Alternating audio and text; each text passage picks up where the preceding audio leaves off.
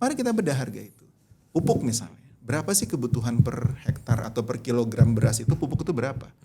Pupuk di tataran subsidi kita tahu harganya. Misalnya harga subsidi itu kan murah Mas. Murah sebenarnya. Iya. Ternyata harganya berapa? 10.000 atau yang subsidi malah 4.000. Kalau kita mau bangun satu sistem yang kuat di Indonesia yang bersaing, kompetitif, berdampak pada masyarakat, mari kita desain ulang. Cara mengurai supply chain adalah dengan fokus. Mari kita lihat apa yang jadi masalahnya dan item apa yang sebenarnya paretonya yang mau kita pecahkan. Tentu akan ada prioritas.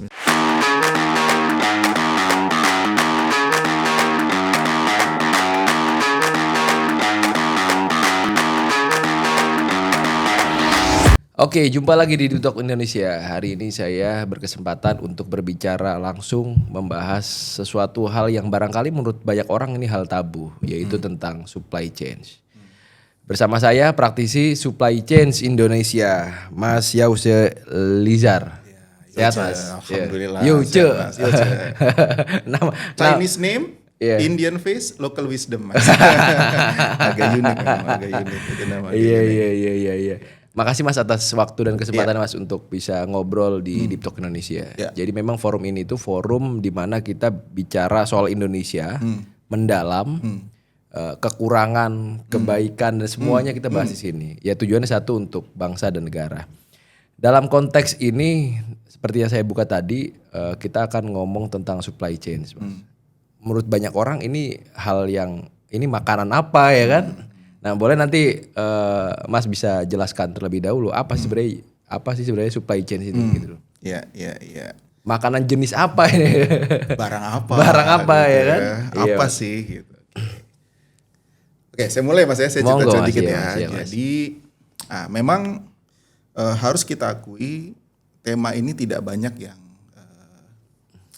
masuk lah untuk mendiskusikannya karena belum cukup umum di negara kita orang melihat dengan sudut pandang, saya sebut rantai pasok ya, supply chain rantai pasok ya. Jadi rantai pasok itu sebenarnya adalah sebuah sistem aliran barang dari hulu sampai ke tangan titik akhir yang namanya pengguna atau konsumen. Coba kita bayangkan, adakah barang di Indonesia yang kita gunakan yang tidak melalui satu sistem rantai pasok? Pasti semuanya ada di sini. Nah, maka yang kita rasakan sebagai dampak dari rantai pasok itu adalah apakah barangnya tersedia, availability, apakah barangnya berkualitas atau quality, atau barangnya terjangkau, accessibility, baik secara ketersediaan, kualitas dan harga. Jadi yang kita gunakan sehari-hari ini mau air, makanan, pakaian, sepatu, elektronik, itulah hasil dari sebuah rantai pasok. Yang kita bayar itu adalah hasil dari sebuah rantai pasok. Jadi itu menyangkut hajat hidup kita karena semua yang kita belanjakan hampir semuanya adalah membayar dampak dari rantai pasok. Jadi bayangkan sebegitu besarnya dampak untuk kita nih yang mengeluarkan pengeluaran kita untuk seluruh barang. Yang terdampak oleh satu rantai pasok itu. Jadi sebenarnya memang penting, tapi belum banyak yang mendiskusikannya sebagai satu kesatuan. Iya. Secara simpel kan memang itu adalah rangkaian sampai akhir ke konsumen, dari mulai hulu. Iya. Sampai akhirnya pertanyaan ini, coba saya akan kosongkan gelas saya Mas. Coba akan kosongkan gelas saya. Apa pentingnya bagi kita nih Mas? Saya atau teman-teman di kameramen atau anak-anak muda lah, kalau misalkan kalau kita mau anak muda misalkan atau masyarakat grassroots, apa pentingnya memahami ini? Untuk memahaminya saya pikir kita mulai dari sebelum masuk, saya akan kasih contoh ya biar mudah dicerna gitu ya. Tapi mari kita lihat pertanyaan pakai pertanyaan yang sangat sederhana gitu. Kita sering bertanya-tanya, kenapa misalnya produk-produk yang kita beli itu hampir semua made in China misalnya. Itu kan kelihatan ya, kita mulai dari handphone, aksesoris, sekarang mobil bahkan bisa lebih efisien dan lebih murah dari mobil Eropa atau Jepang. kita juga bahkan udah bergerak ke tekstil, semua juga dari China. Dengan melihat mari kita berkeliling ke barang-barang yang ada di sekitar kita. Contoh, akhirnya kita sekarang tidak lagi melihat brand, kadang-kadang kita melihat harganya lebih murah gitu. Yeah. Nah, harga murah itu adalah dampak dari rantai pasok. Nah, jadi misalnya pertanyaannya begini, kenapa barang yang kita impor dari China bisa lebih murah dari barang yang diproduksi di Indonesia, kan gitu ya? Betul. Dia bukan materialnya sama, Mas. Misalnya kita beli alat elektronik gitu, kan semuanya sama, mau produk China maupun produk dari Indonesia. Tapi kenapa bisa dia lebih murah? Rantai pasok gitu. Saya pernah misalnya ke China gitu ya, melihat satu industri, Mas, itu di satu kawasan besar ada pabrik pengolahan biji besi, keluarnya mobil. Jadi dia tidak terjadi proses yang tidak efisien. Bayangkan betapa mudahnya mereka mengelola biaya sehingga barang yang tadinya biji besi mentah dalam satu rangkaian yang begitu efisien, keluarnya kendaraan jadi. Sementara begitu supply chain tidak efisien, maka pertanyaannya, barang ini ada di sini, dipindah ke sini, disimpan dulu di sini, itu di dalamnya ada unsur biaya. Kita tidak menyadari itu karena kita tidak melihatnya. Yang kita sadari ketika kita bayar, loh kok mahal? Begitu kita bilang itu mahal, maka secara sadar kita mengurangi kemampuan daya beli kita untuk barang yang lain. Betul. Karena habis untuk yang ini. Gitu. Nah, kalau melihatnya begitu, maka supply chain itu bisa menghadirkan kualitas hidup yang lebih baik untuk barang-barang yang kita gunakan seluruhnya, mulai dari pangan, pakaian, bahan bangunan, semua barang-barang itu kita bisa dapat dengan harga yang lebih murah, kualitas yang lebih baik, dan ketersediaan yang terjamin terus-menerus. Gitu. Nah, bayangkan kalau hidup kita bisa seperti itu. Itu dampak dari rantai pasok. Dan untuk bangsa Indonesia itu kan kita besar sekali konsumennya gitu, hampir 300 juta orang. Betapa besar pengeluaran kita yang terdampak oleh supply chain. Iya. Pertanyaan nakal saya, Mas. Jadi kalau di China itu kan tadi menarik, misalkan efektif dan efisien. Kuncinya seperti situ, Mas. Semakin pendek semakin bagus. Dari biji besi sampai akhir jadi mobil. Problemnya kan kita menjadi rahasia umum, Mas. Di Indonesia ini kan semakin panjang semakin bagus. Meskipun akhirnya jadi korban adalah masyarakat yang membeli gitu, Mas. Apa sepakat tuh Mas Giri? Kan itu PR kita kan di situ tuh, Mas. Betul. Jadi bahkan kalaupun nggak ada A sampai B misalkan, kalau nggak ada B kita buat B gitu. Ini kan kayak akhirnya jadi kultur di Indonesia. Sampai akhirnya ada apa bahasanya tuh, Bimantara, Biro Maklar dan Perantara. Gitu Mas. Gimana Mas kira-kira Mas? Oke. Saya itu satu kenyataan yang jadi tantangan kita lah ya, pasti sama-sama. Betul. Kenyataan yang kalau dibilang harus perbaiki, iya. Ada beberapa hal, orang bisa berdebat, ini ada masalah kebijakan, ada masalah ini, masalah. Tapi ada satu yang saya melihat titik-titik cerahnya ya sebenarnya, titik harapan besar. Nah, ini sesuai dengan pengalaman saya juga nih. Jadi saya sempat memimpin beberapa perusahaan gitu ya. Salah satunya adalah perusahaan salah satu consumer goods ya yang kita pakai sehari-hari yang terbesar di Indonesia. Kita mengelola produk yang sangat banyak untuk perawatan kulit, tubuh, ya, kecantikan di Indonesia gitu ya. Satu yang saya lihat sangat berubah dalam kurang lebih 5 tahun terakhir adalah adanya teknologi. Jadi teknologi memaksa kita menyesuaikan dengan kenyataan perkembangan itu. Contoh apa yang saya sebut, misalnya begini. 5 tahun lalu semua orang berbelanja harus datang secara fisik. Orang tidak punya pilihan. Kita mau beli misalnya tadi yang saya bilang perawatan tubuh, orang harus ke pasar atau ke pusat perbelanjaan atau ke toko gitu ya, dia bisa melihat dan pilihannya hanya ada itu. Informasinya terbatas. Dia datang ke toko, dia tanya, ada ini atau tidak? Harganya berapa? Selesai. Transaksi. Hari ini Mas, ada yang namanya teknologi e-commerce. 5 tahun lalu, kontribusi e-commerce masih kecil sekali di Indonesia. Orang nggak terbiasa.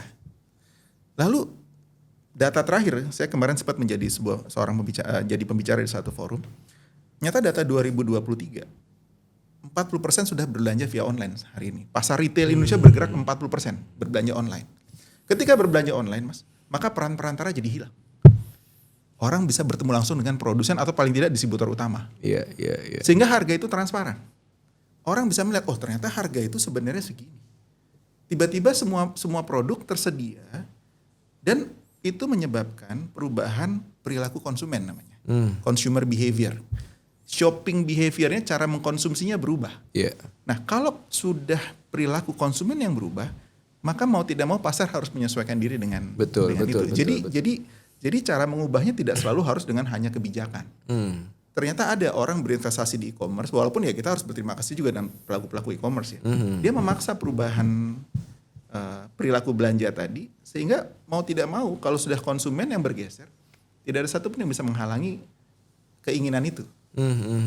Nah itu contoh. Jadi makanya kalau ada wacana sekarang, oh retail melemah, mall sepi gitu kan. Itu kan karena perubahan perilaku konsumennya gitu. Dan dulu orang tidak menyangka bahwa itu hanya gaya orang kota belanja. Data tidak menunjukkan seperti itu. Makin banyak orang di luar perkotaan itu berbelanja online juga. Jadi sebenarnya yang saya lihat adalah tidak berarti ini sudah berubah total.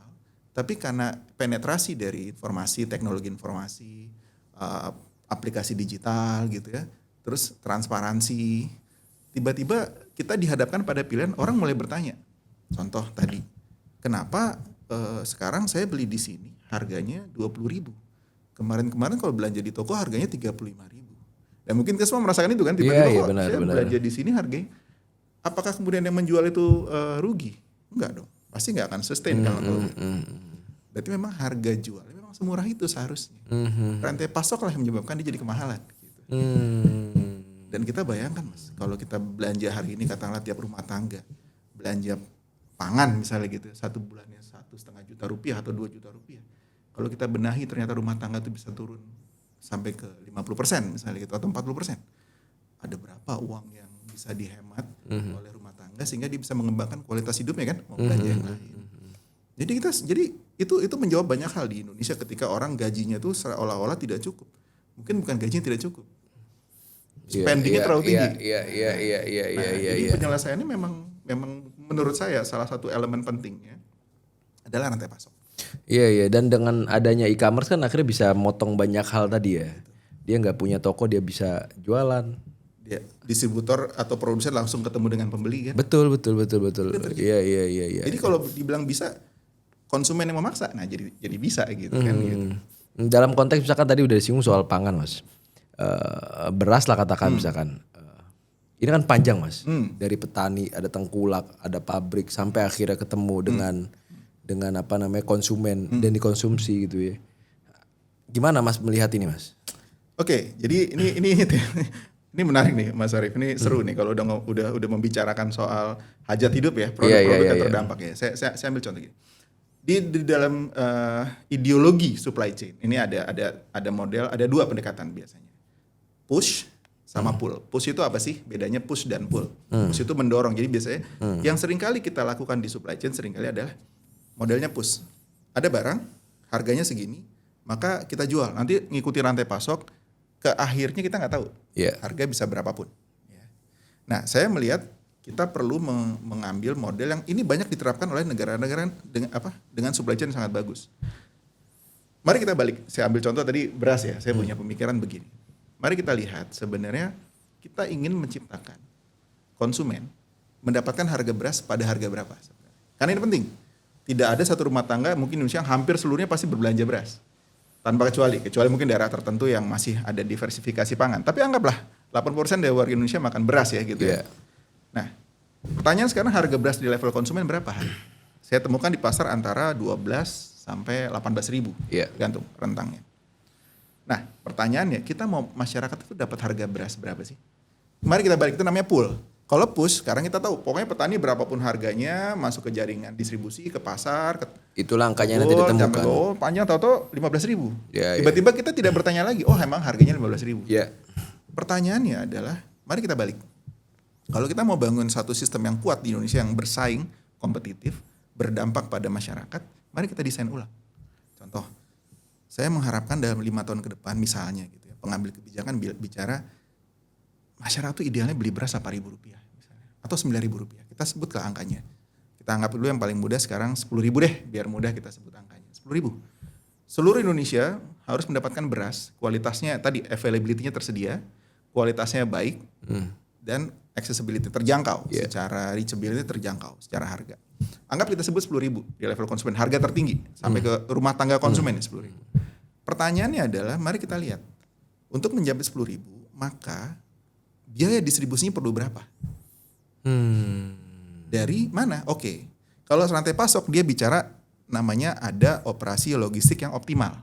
Kalau beras di Jakarta ya jangan dikirim dari Kalimantan. Sumbernya sebagian terdekat di mana? Dari Subang lah Karawang, misalkan, Subang, Banten misalnya gitu ya. Itu kenapa supply chain sangat sebenarnya kalau diterapkan dengan tepat itu mempengaruhi kebijakan tata ruang juga nantinya. Kalau bisa memang sentra-sentra kebutuhan itu mengelilingi masyarakat kan gitu ya supaya supply chain-nya tidak mahal. Anggaplah kita anggap sekarang kenyataannya seperti ini 10.000. Baik, kita hitung sekarang. Dari rantai pasok terdekat, pusat supply terdekat, berapa sih kirimnya, logistik dan simpannya berapa harusnya? Gak mungkin mahal harusnya. Simpan dan kirim. Mari kita hitung. Kita tahu kok petanya biaya kirim berapa. Anggap saja sekarang konsumen itu belinya online. Mari kita simulasikan gitu ya. Saya beli online di satu aplikasi beras 10.000. Ongkirnya per kilo dia nyatakan 1.500 misalnya gitu ya. Itu udah besar 1.500 Mas. Oke, 1.500 per kilo. Atau 2.000. Kita sebutnya 2.000 lah biaya logistik. Berarti harga tertinggi di level distributor akhir Rp8.000. Simpel kan?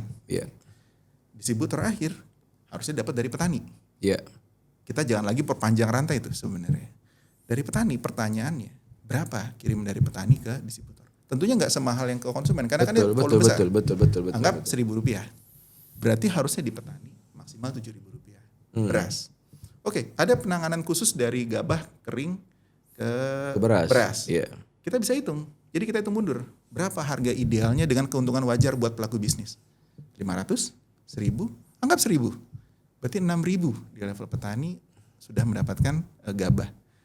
Sekarang kita cek 6.000 itu apakah kemudian rantai pasoknya memungkinkan harga 6.000? Pertanyaannya sekarang. 6.000 itu disusun dari apa sih Mas? Satu pasti bibit. 2 pupuk. 3 jasa kerja petani, air, dan mungkin adalah sewa tanah atau yang lainnya. Mari kita bedah harga itu. Pupuk misalnya, berapa sih kebutuhan per hektar atau per kilogram beras itu pupuk itu berapa? Pupuk di tataran subsidi kita tahu harganya. Misalnya harga subsidi itu kan murah Mas. Murah sebenarnya. Ternyata harganya berapa? 10.000 atau yang subsidi malah 4.000 untuk 1 hektar. Katakan per kilo pupuk. Ada rumusnya 1 kilo beras itu sekitar 0,0 sekian kilogram pupuk untuk sampai jadi. Jadi sebenarnya saya pernah hitung komponen pupuk tuh hanya beberapa ratus rupiah sebenarnya. Untuk mendapatkan per kilogram beras. Nah, ditambah dengan bibit. Bibit juga kita tahu harganya harusnya. Jadi kalau ternyata pupuk dan bibit itu nggak lebih dari 1.500, berarti 6.000 itu udah untung besar sebenarnya petani. Kan berarti tinggal jasa dan lahan. Berarti sebenarnya di petani, kalau kita mau set petani minimal untungnya Rp2.000 per kilogram beras. Dengan harga 6.000. Berarti 6.000 masih ketinggian. Kalau kita mau jaga, kita tentu harus jaga. Keuntungan wajar petani berapa sih sehingga dia mau menanam? Minimal 2.000 Pak. Gitu. Anggaplah Mas dia bilang gitu, saya minimal Rp2.000 per kilo. Sehingga tiap kali masa tanam saya dapat uang yang layak, kata petani. Jadi 2.000 keuntungan ditambah pupuk dan bibit ditambah biaya lain, katakanlah Rp4.000 ternyata. Berarti kalau kita balik sekarang 4.000, lalu tambahan biaya tadi, berarti konsumen bisa beli dengan 8.000 sebenarnya. Iya. Mari kita bayangkan kalau petani dapat untung 2.000, rantai pasoknya juga masih keuntungannya wajar. Lalu konsumen beli 8.000. Nah, saya punya data Mas. Konsumsi per kapita beras Indonesia itu 81 kg kurang lebih per tahun, per orang. 81 kg. Kalau harga beras sekarang katakanlah 15.000, turun jadi 8.000. Ya. Atau jangan 15 ya ketinggian. 13.000 misalnya. Berarti kalau 13.000 bisa turun jadi 8.000. Berarti ada 5.000 per kilogram beras. Kalau 81 kilo, berarti ada 400.000 rupiah kira-kira per orang hemat pengeluaran per tahun. Kalau ada 250 juta orang mengkonsumsi beras atau 200 juta orang mengkonsumsi beras, maka ada penghematan 80 triliun kurang lebih uang masyarakat yang bisa digunakan untuk kegiatan lain. Peningkatan kualitas hidup, ya, apa istilahnya itu disposable income yang bisa dipakai buat belanja yang lain, sehingga ekonomi makin tumbuh kan. Itu baru beras. Iya. Lalu ada yang lain. Maksudnya jadi kalau rantai pasok kita kelola betul, tentunya orang bicara kemudian, apa iya? Pertanyaannya hari ini kalau selalu pakai pendekatan itu, kita tinggal lihat contoh yang paling dekat, China. Orang bilang, apa iya mobil bisa semurah mobil Cina? Ternyata bisa. Ternyata bisa, Pak. Iya. Ada mobil yang mewah, pasarannya sekarang yang terkenal tuh 1,5 miliar sampai 1,8 miliar. Iya. Tiba-tiba brand China menawarkan 900 juta sampai 1,2 miliar misalnya. Iya. Produknya mirip, kualitasnya sama misalnya. Dan orang tiba-tiba melihat, loh, pasti mental pembeli akan melihat, loh ini sama bagusnya, tapi lebih murah. Iya. Konsumen akan beralih. Nah, itu. Iya. Ini menarik. Maksudku gini, itu baru beras aja Mas ya? Baru beras. Artinya seharusnya kalau misalkan ini semua beres dengan gaji 5 juta, 3 juta sebenarnya masih mungkin hidupnya jauh lebih layak kan? Masih lebih oke gitu ya kan? Sangat. Iya. Ini baru beras. Nah, pertanyaan Mas, ketika misalkan petani juga kecil penghasilannya Mas. Ternyata sampai konsumen juga besar. Mana yang salah Mas? Oke, saya gini, kita harus melihatnya dalam konteks rantai pasok yang lebih besar ya. Gitu. Begitu bicara rantai pasok, maka dia melibatkan kebijakan yang mau kita ambil. Gitu. Cara melihat masalah. Iya. Nah, saya melihat memang karena rantai pasok belum pernah jadi, belum relatif belum jadi isu yang mau sehingga masalah itu tidak terintegrasi, petanya tidak terintegrasi. Jadi contoh, tadi kita kembali ke contoh beras ya gitu. Iya. Bibitnya dikelola oleh institusi A gitu ya. Pupuknya oleh perindustrian misalnya, bibitnya pertanian. Lalu perdagangan distribusinya perdagangan. Iya, Mendag. Sehingga masing-masing tidak dalam satu ranah kebijakan rantai pasok gitu ya. Sehingga apa yang terjadi? Dia terputus. Cara pikirnya terputus. Nah, dan itu terjadi pada lebih banyak barang lagi selain beras gitu. Mari kita lihat kan kalau udah barangnya terkait dengan elektronik atau otomotif, ada lagi yang mengurusi gitu. Sehingga kita tidak pernah melihat bahwa mengintegrasikan hulu ke hilir menjadi satu kebijakan besar kita. Padahal kalau itu kita lakukan, kita bicara kemandirian. Tentu nggak mungkin semua barang kita bisa pasok sendiri. Pasti ada yang diimpor. Betul sekali itu. Tapi apa iya yang menjadi basic needs dari masyarakat kita nggak bisa kita kelola sendiri? Pangan misalnya, beras tadi saya sebut, sumber protein, ikan, daging, ayam. Kita lihat hari ini, di mana kontrol kita atas rantai pasok? Kita nggak pernah tahu, tiba-tiba harga tak terkendali misalnya. Atau kalau harganya murah, tiba-tiba barangnya agak susah dicari kan. Jadi tadi availability-nya nggak balance. Jadi dan itu kalau kita bedah dengan sangat jernih gitu ya, ujung-ujungnya income masyarakat habis untuk. Iya, benar. Dan akhirnya kesejahteraan masih jauh. Makanya tadi kan anomalinya ketika petani juga merasa keuntungannya sedikit, yang ini masyarakat juga belinya mahal itu. Gimana hilangnya kan? Bukan di mana hilangnya, ada yang maruk di situ. Rantai pasoknya nggak efisien bahasa kita Inggrisnya gitu ya. Soal maruknya motif ya gitu. Tapi itu kan di rantai pasok kan aneh gitu. Betul. Orang bilang kemudian, daya simpannya terbatas. Saya sebagai orang supply chain, apa iya begini misalnya, gudangnya terbatas Pak, kita susah menyimpan misalnya gitu. Tapi kalau masyarakat sekarang misalnya gini, kelas menengah Indonesia deh Mas, ada berapa puluh juta orang kelas menengah ya. Yang kita anggap kelas menengah berarti orang yang tidak hidupnya di atas batas layak lah gitu, udah di atas batas layak. Ambil contoh orang sekitar kita gitu Mas. Kalau sekarang kelas menengah nih, kita tawarkan, kalau Anda beli di aplikasi X gitu atau Y atau Z, Anda beli beras tapi harus beli minimal 100 kilo, 4 karung misalnya gitu, harganya 8.000. Tapi kalau beli eceran jadi 12.000. Oh, artinya semua bisa diskemakan. Iya, berarti kalau Anda beli 4 karung 100 kilogram, harga Anda turun nih. Karena ongkos kirimnya jadi murah. Yang kedua, tidak perlu gudang karena gudangnya pindah ke rumah kita masing-masing. Iya, kan? benar. Bayangkan, jadi daya simpan kita, kebutuhan simpannya berkurang drastis. Iya. Jadi kalau itu bisa kita manage, banyak gitu. Dengan pendekatan rantai pasok kita bisa melihat bahwa konsumen kelas menengah tuh tertarik beli asal harganya murah. Siapa sih yang nggak mau mas belanja beras yang biasanya 12.000 atau 15.000 jadi 8.000 sekarang jadi 8.000 atau 10.000 diantar sampai ke rumah. Dia tapi minimal simpan 4 karung misalnya gitu. Ini contoh. Iya benar. Kalau 4 karung di rumah kan gudangnya jadi berkurang. Betul. Sangat efisien dari petani mengalir sampai ke gudang langsung ke konsumen. Iya. Bahkan semua konsumen bisa jadi gudang gitu. Maksudnya begitu. Iya. Baru beras. Mari kita bicara yang lain. Menariknya misalkan tadi mas, ada dua tipe daripada supply chain. Ada yang memang menekan dari atas sampai ke bawah, ada yang kayak tadi ditarik ke belakang.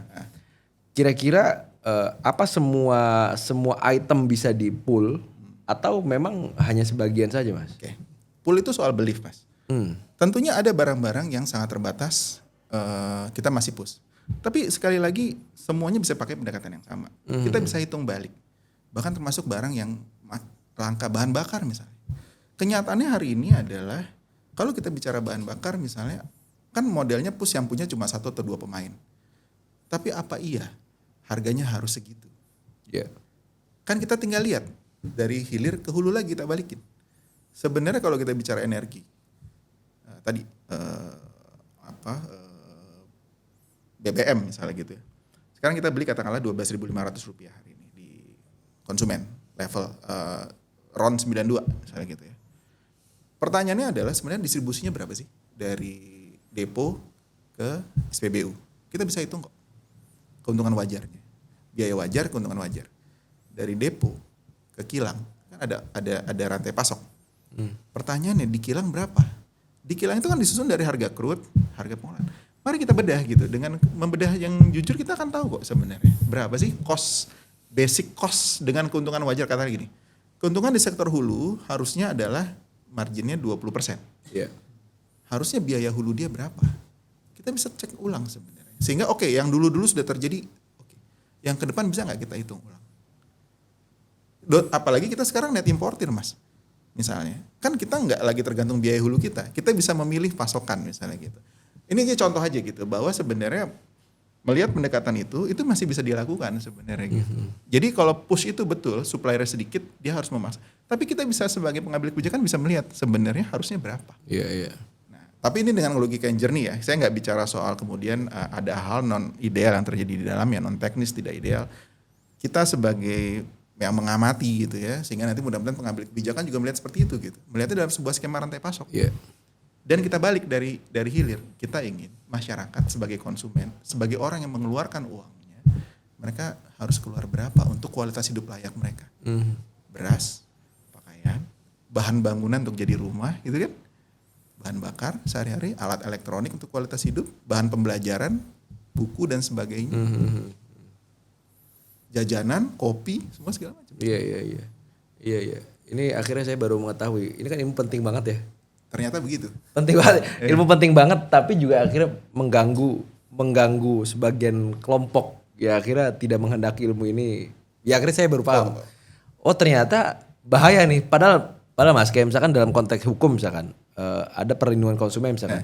Konsumen itu perlu tahu dari hulu sampai hilir itu proses seperti apa. Seharusnya dengan bunyi undang-undang seperti ini, itu kan supply chain bukan barang yang tabu seperti yang saya sampaikan di awal gitu. Tapi ini kayak dikaburkan itu bahwa ya udah lu yang penting lu beli selesai gitu. Dan Cina sebagai sebuah negara yang supply chain yang sangat baik, hari ini menikmati keunggulan itu. Dan bahkan dia unggul dibanding semua negara lain. Supply chain China itu membuat dia bisa unggul atas semua negara lain. Bayangkan bahkan menghadapi Amerika Serikat yang sebegitu dominan ekonominya, supply chain ini membuat produknya tidak bisa disaingi dia bahkan di Amerika sendiri kan. Betul.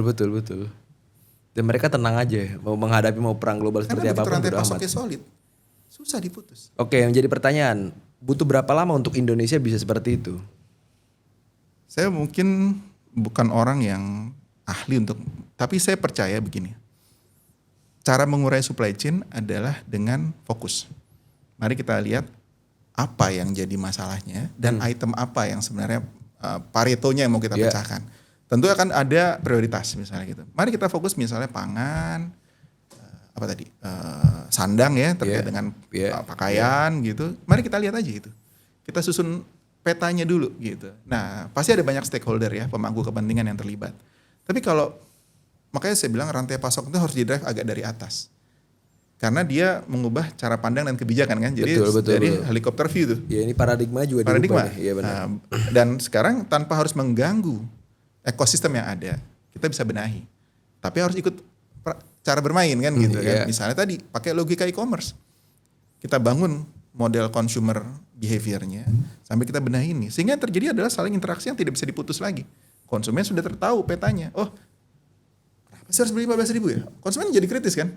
Kok sih beli beras 15.000? Informasi bilang, kenapa di tempat lain pernah ada beli 8.000 misalnya gitu ya, anggap seperti itu. Kita bikin permodelan. Pasti akan terjadi proses di mana orang meminta hal yang sama kan? Gitu. Betul. Dan ditanya mungkin atau tidak, pertanyaannya tinggal lihat lagi tadi. Harga bibit berapa, harga pupuk berapa, keuntungan wajar petani berapa, biaya mengolah sampai beras berapa, biaya kirim ke distribusi berapa, sampai ke konsumen berapa. Mari kita buka aja semua biaya. E-commerce atau digital information membuka data-data itu dengan mudah kan? Ya kan e-commerce gitu. Betul. Belanja di sini ongkir 8.000 karena dia dengan sangat transparan dia. Coba konsumen kita beli beras tahu. Kalau saya beli beras di Jakarta dari toko hub terdekat tuh misalnya ini kita di mana di Jakarta Selatan. Hub terdekatnya katakanlah Pasar Induk Ramat Jati. Saya atau Cipinang gitu ya, anggap seperti itu. Atau toko terdekat lah. Belanja hari ini dikirim, faktanya Mas kalau kita belanja ke toko terdekat sekarang nggak dikasih biaya kirim kok. Betul. Artinya kan udah terkandung di dalam keuntungannya. Berarti kita percaya 1.000 lah per kilo gitu. Jadi kalau saya beli beras 100 kilo, saya beras 100.000. Itu pun udah mahal sekali kan sebenarnya. Pasti lebih rendah. Betul. Tapi kalau konsumen tahu saya beli 8.000, udah dengan dikirim sampai ke rumah. Si toko udah dapat untung 100.000. Happy.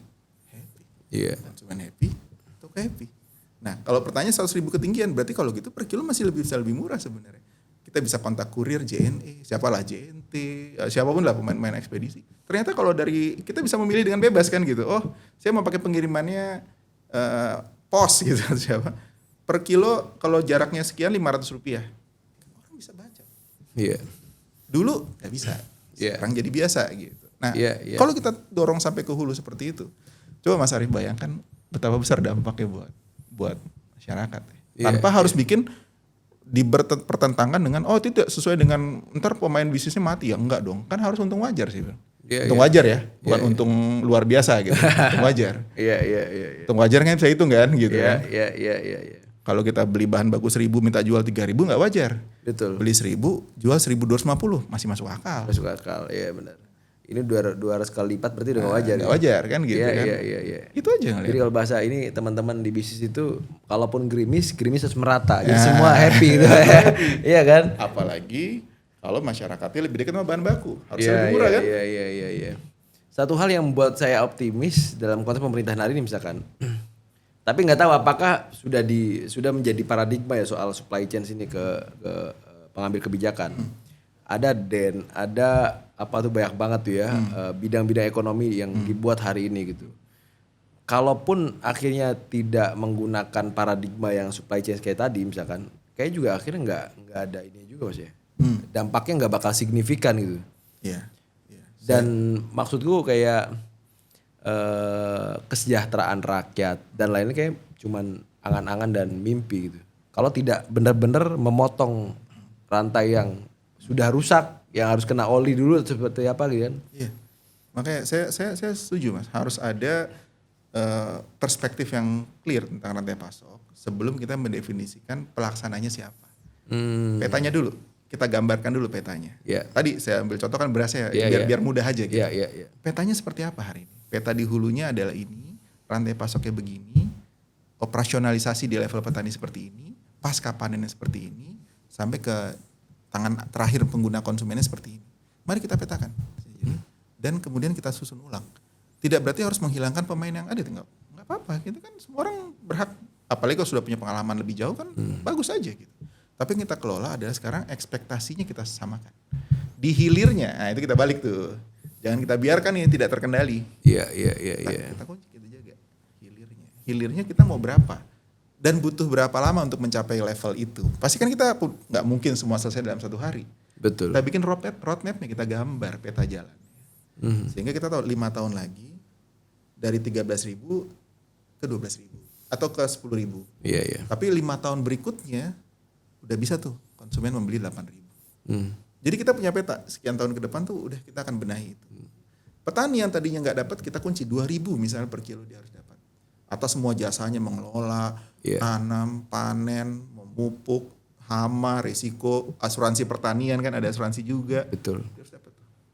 Kalau itu kita lock dalam satu kerangka kebijakan, mungkin biasa dong. Iya, benar. Menarik banget nih bagi teman-teman yang nonton ya. Akhirnya saya sudah tercerahkan ya. Dan itu bisa digunain mau ekspor impor, semua bisa. Itu daya saing bangsa namanya. Iya. Gimana ya? Agak susah untuk menjadi kenyataan kalau kita ngelihat kenyataan hari ini gitu loh maksudnya Mas. Iya. Nah, betul. Tapi karena ada contoh-contoh praktisnya, kebetulan saya juga pernah ada di area itu. Itu tadi ternyata ya kita tanpa masuk gini, tidak ada yang pernah membayangkan mall akan sepi Mas. Betul. Tidak ada yang bisa membayangkan orang berubah cara belanjanya, tapi ternyata itu berubah. Tidak ada yang membayangkan orang seluruh area terbiasa belanja dari gadget. 5 tahun lalu orang nggak banyak yang membayangkan akan terjadi seperti itu.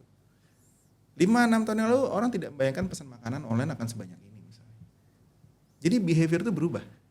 Maka kita harus tangkap tuh. Harus dimasukkan dalam ekosistem perubahan tadi. Gitu. Nah, dan masyarakat termasuk petani pun akan terbiasa dengan teknologi. Jadi maksud saya, salah satu yang mengubah itu adalah teknologi hari ini. Mari kita maksimalkan, maksud saya gitu. Itu sih saran saya dibanding kita kemudian kehilangan momentumnya. Hilang momentumnya nanti. Selain China tuh yang fokus di supply chain itu mana? Sebenarnya semua negara melihat supply chain, tapi memang superioritas supply chain itu ada di sana. Tidak berarti kemudian cuma mereka yang memahami, tapi yang mengelolanya dengan satu konsep yang sangat efisien dan efektif ya memang China. Lepas dari kemudian mereka juga mengembangkan inovasi, teknologi riset, ada bagian itunya ada, dan itu meningkatkan kualitasnya lagi. Tapi basic rantai pasok itu tidak bicara inovasi dan yang lain, itu basic dulu. Baru kita injeksi inovasi, bicara produktivitas. Yang tadinya biayanya 1.000 jadi tinggal 200 gitu kan, itu inovasi. Nah, tapi kalau kita bicara basic dulu, kita harus tahu dulu. Namanya mengirim, itu ada aktivitas packing, angkutan, bahan bakar, tenaga. Kita bisa itu. Dan ini bisa mengurai semua ya. Contoh misalkan kayak ya kita bisa membatasi harga pupuk tuh sekian untuk mendapatkan harga sekian gitu kan. Akhirnya kita bisa diurai semua. Kita bisa bicara ke hulu lagi. Kenapa pupuk harganya harus sekian? Iya benar. Rantai pasok bahan bakunya lagi kan? Gas alamnya, mineralnya, biaya produksinya, investasi pabriknya, ininya. Kita bedah tuh rantai pasoknya sampai ke. Kayak contoh Mas, misalkan oke kita bagus nih di rantai pasok atau supply chain. Keuntungan bagi kita selain memang akhirnya harganya bisa minim dan semua happy dan sebagainya. Bisa nggak sih numbuhin para pengusaha baru dan lain sebagainya, itu bisa nggak Mas? Sangat Mas. Begitu semua orang melihat ini sebagai sesuatu yang menarik dan ada jaminan teroperasian bisnisnya, orang pasti tertarik. Saya ambil contoh, petani kalau dia tahu, angkanya saya tadi ambil aja ya misalnya. Petani tahu setiap kilo dia akan dapat Rp2.000. Mungkin banyak orang mau jadi petani. Mudahnya gini, kalau dia punya sekali panen, katakanlah tiap 6 bulan atau 4 bulan tergantung produktivitas sawahnya, dia bisa dapat barang 20 ton beras, sebagai beras lah kita ngambil 20 ton. Kalau dia tahu ada Rp2 juta, dia dapat 40 juta setiap 5 bulan misalnya. Untuk petani, happy Mas. 40 juta tiap 8 juta sebulan. Tinggal di desa. Wah, happy. Siapa yang gak mau? Mau lah. Iya, masalahnya hari ini nggak tahu ya harga dapat itu berapa ya kan? Karena nggak disusun kan? Kalau dia tahu dapat Rp2.000 gitu per kilo, anggaplah kita anggap Rp2.000. Dia tiap 5 bulan atau 6 bulan dia panen 20 ton gitu misalnya gitu ya. Anggaplah seperti itu 20 ton. 20 ton kali Rp2.000 40 juta. Dia mau buka sawah. Itu untuk ngasilin 20 ton beras itu berapa hektar sawah? Katanya 3 hektar. Kan per hektar biasanya mungkin 6 ton, 8 ton gitu. Anggaplah segitu. Betul. Wah, mau. 40 juta. Mau lah. Semua mau jadi petani. Sekarang bayang-bayang ini dibayang-bayangi ketidakpastian ya kan kalau misalnya begini. Wajar akhirnya tanahnya buat pabrik Mas, bukan buat beras. Makanya sampai keluar undang-undang kan perlindungan lahan kan. Lahan sawah dilindungi kan gitu. Sebenarnya niatnya baik banget gitu. Tapi sebenarnya kalau motifnya diperbesar di sisi ini, tanpa itu pun orang nggak mau lagi mengubah sawah. Ngapain? dijual sekali uangnya hilang. Ini semoga Mentan ngeliat Mas ya. Aduh. Tapi saya terima kasih kalau itu dilihat gitu. Karena kalau saya melihatnya ya sebagai anak bangsa ini bidang yang saya rasa penting untuk disuarakan gitu. Kebetulan saya banyak bekerja di area itu sebelumnya. Sekarang pun bisnis masih, artinya saya percaya itu satu bagian yang penting untuk membangun bangsa gitu. Banyak bidang lain juga banyak. Bagian ini bagian yang penting untuk dibahas. Gitu. Iya. Nah kalau misalkan Mas, ini terakhir Mas, problemnya di Indonesia itu tidak seirama, tidak sevisi. Dan konteks beras tadi misalkan, pupuk bagian siapa, BUMN misalkan pertanian bibitnya urusan Mentan, perdagangan di Mendag. Bagaimana akhirnya nyatu ini Mas? Satu sisi memang kita punya Menko, ekonomi, Menko apa sebagainya. Iya, kalau saya melihatnya begini, mengubah keseluruhan kan masih butuh waktu. Betul. Sistem udah terbentuk. Betul. Kalau saya melihatnya kembali, kalau ini tesis saya mungkin harus diuji. Saya bilang ini sesuatu yang harus diuji, dipertajam, mendapat banyak masukan. Tapi mari kita mulai dari hilir, kita pilih temanya apa. Jadi nggak semua juga perlu kita benahi dulu. Tadi misalnya beras. Gitu. Iya. Lalu apalagi yang penting sekali buat kita? Pangan pokok lah ya. Iya. Telur, daging, ayam, ikan ya, anggap seperti itu. Betul. Satu lagi pakaian misalnya. Itulah yang paling besar gitu, mungkin menghabiskan biaya kita. Mari kita lihat itu. Kalau itu kita lihat, mari kita susun rantai pasoknya gitu. Jangan-jangan saking pentingnya masalah itu, pangan itu lebih baik pakai kereta. Ini contoh misalnya. Loh, sepanjang Pantura kenapa nggak kita bikin kereta pangan? Ini contoh. Betul. Tidak berarti itu akan kita lakukan. Maksud saya, selama ini kita define dulu, mungkin kita benahi sehingga kemudian yang lain mengikuti. Betul. Tanpa kemudian mengubah keseluruhan ekosistem ya, mungkin susah. Tapi kita pilih beras, pangan, pokok, pakaian misalnya gitu. Mari kita benahi itu. Kalau itu kita pecahkan tanpa mengubah yang ada, mungkin kita fokus gitu kan gitu. Semua harus masuk dalam skim permainan itu gitu. Skim bekerja rantai pasoknya. Dia berhasil, kita kembangkan ke item lain gitu. Nah, itu makanya ada peta jalan, roadmap-nya kita susun dulu. Kalau saya melihatnya itu malah lebih sederhana ya gitu dibanding kita berharap seluruhnya akan bisa berubah dalam waktu singkat. Mungkin akan sulit. Iya. Ya kembali ke beras, kalau misalkan akhirnya para konsumen beli mahal, petani nggak dapat untung, ini petanya peta buta Mas ya. Gambarnya nggak jelas. Gambarnya nggak jelas. Tapi kalau konsumen beli murah, kualitasnya bagus, kapanpun ada, petaninya senang sekali, dan pedagang di antaranya tetap juga betul layak. Iya. Saya rasa itu fair situasinya buat Indonesia. Iya. Ini makasih Mas atas waktu dan kesempatannya Mas. Semoga bisa membenahi banyak hal ya kan. Meskipun saya yakin hal yang disampaikan ini kalau kebijakannya pun akhirnya misalkan dikeluarkan butuh kesadaran dan keberanian. Karena pasti akan mengganggu rantai pasok lain dalam arti quote unquote ya, akan mengganggu rantai yang sudah berjalan selama ini. Iya, tapi saya rasa sih seharusnya bisa bermain dengan fair dalam arti oke, pemainnya tetap itu nggak apa-apa, tinggal dibenahi saja. Ada penutup Mas barangkali Mas? Iya, saya punya pesan yang sangat ingin saya sampaikan itu adalah mari kita mulai berpikir dalam skema rantai pasok yang terintegrasi dengan baik. Dengan tujuan berpikir dari akhir supaya di titik akhir konsumen yang artinya rakyat Indonesia itu mendapatkan barang yang dibutuhkan dalam hidupnya dengan ketersediaan barang yang selalu tersedia, kualitas yang lebih baik dari yang sebelumnya, harga yang terjangkau, dan rantai pasoknya semua punya nilai ekonomi yang tumbuh dengan baik. Dan begitu terjadi, saya percaya bangsa Indonesia pasti akan jadi sangat kompetitif. Gitu sih. Sekali lagi makasih Mas atas waktu dan kesempatannya Mas Yaujo ini.